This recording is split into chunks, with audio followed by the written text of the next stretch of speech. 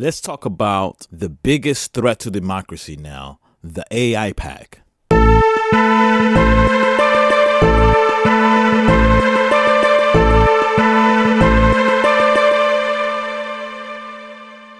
Founded in 1953 by Isaiah L. Keenan, a lobbyist for the American Zionist Council and a guy that had worked for the Israeli Ministry of Foreign Affairs, the AIPAC is a lobbying group that advocates for pro-Israel policies.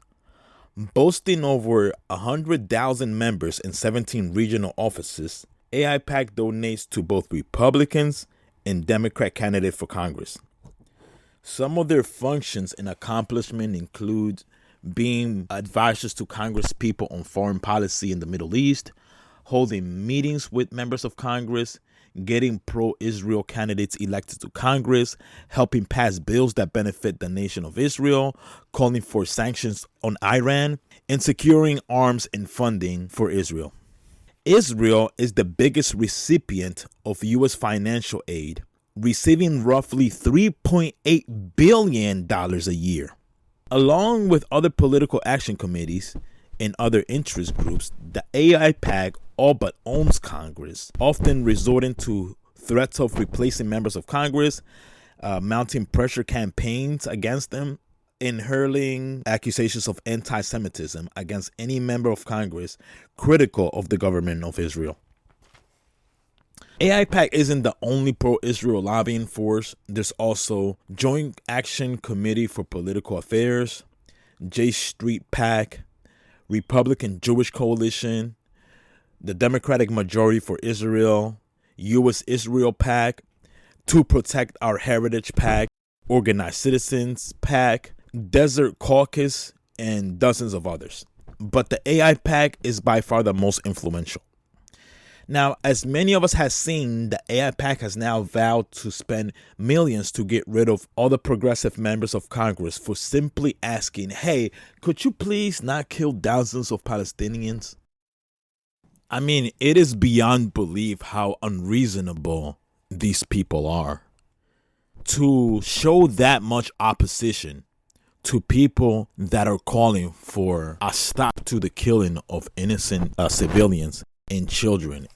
This is, to say dystopian is an understatement. Not only do we have to worry about fascists in government, fascist billionaires funding them, now we also have to worry about people supposedly on the left waging a war against democracy and trying to get rid of the voices that are helping strengthen the democracy. These people are cowards who would probably be okay in a right-wing dictatorship solely because they would just beg and bargain with the dictator at the time. These are cowards. You can tell by their policies they advocate for, by the things they do, by the people they oppose and decide to go to war against. Also, I can't help but feel like there's a racial element to this opposition from the AIPAC. Seems like they really like targeting progressive members of color, particularly, which brings us to how we go about defeating them, or at least diminishing their influence. Now, one thing I can't tolerate, and I'm just not going to listen to anybody who sits here and goes, oh, that's it. Oh, the AIPAC is they're going to get rid of progressives, man.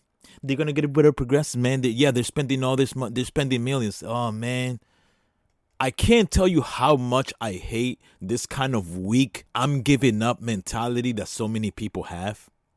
How can you be this weak and cowardly and just give up and just feel like them spending millions is automatically like they're actually going to pull it off and just automatically get rid of all progressives, and you're not going to do anything about it? You're just going to let it happen. You're just in your mind, it's just a foregone conclusion. If you think like that, I don't want to talk to you at all about this. Maybe just go sit down in the corner. Maybe just go watch some TikTok videos and don't get involved in working to make society a better place if this is how you approach life. At the end of the day, these are not some invincible like spirits. Hell, these are just people. This is a group of a lot of cowards who just come together with similar interests.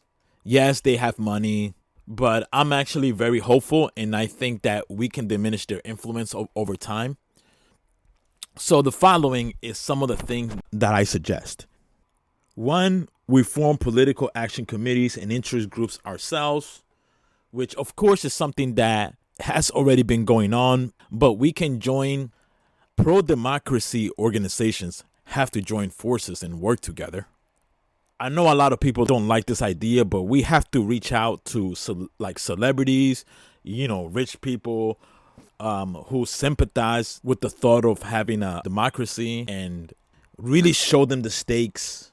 If we can't talk to them personally, get this message out, get it to ring out so loudly that it reaches their ear, convince them to join the fight, to use their voice, to use their money and donate. Some of us have to start joining these organizations and start changing them from within, sort of like the progressives do within the Democrat Party. Of course, this is not an overnight process. This is something that would take at least a few generations, but it's something that must be done. We should ideally try to work with some of the less irrational pro-Israel groups, not to help them in their pro-Israel policies, but to get them to help us and make it impossible for them to raise up any claims of anti-Semitism, even by their own standard. Which brings me to my next point. We have to play their game and do like meaningless pro-Israel PR designed to quell their ire and get them to not be as upset at progressives. I feel like a lot of this opposition towards progressives is some weird, unjustified anger that needs some time to settle, more than it is like strong policy differences. Don't get me wrong, there are those, obviously, but at least this new mission, this new decree that, we're going to get rid of all these progressives, this is coming from a place of anger. I mean, a very irrational kind of anger, but anger nonetheless. And by the way, whoever is hearing this and saying, so you want us to sell out? Oh, you want us to become traitors? You want us to become just like them? If you're listening to this and thinking that, then you're not really listening, and you're really bad at strategy. Sometimes when you don't have power, you have to outwit people. Sometimes you might have to make them think that you're on their team. Hello? And this is why I'm hopeful and why I'm just so weirded out that people just sound hopeless. First, these neo-libs are dinosaurs. More and more young people are detesting them. This is a reason why people like Kristen Sinema and John Fetterman had to pretend to be progressives to win. Also, money doesn't always translate into victories. We've seen plenty of candidates recently win elections that they were outfunded in, sometimes by a large margin, and still won. I honestly also feel like a lot of progressive candidates who have lost to big money could have won had they run a more strategic campaign. So that's another thing that we have to do. Now, I'm not denying the possibility that some of the progressives will lose their re-election bid.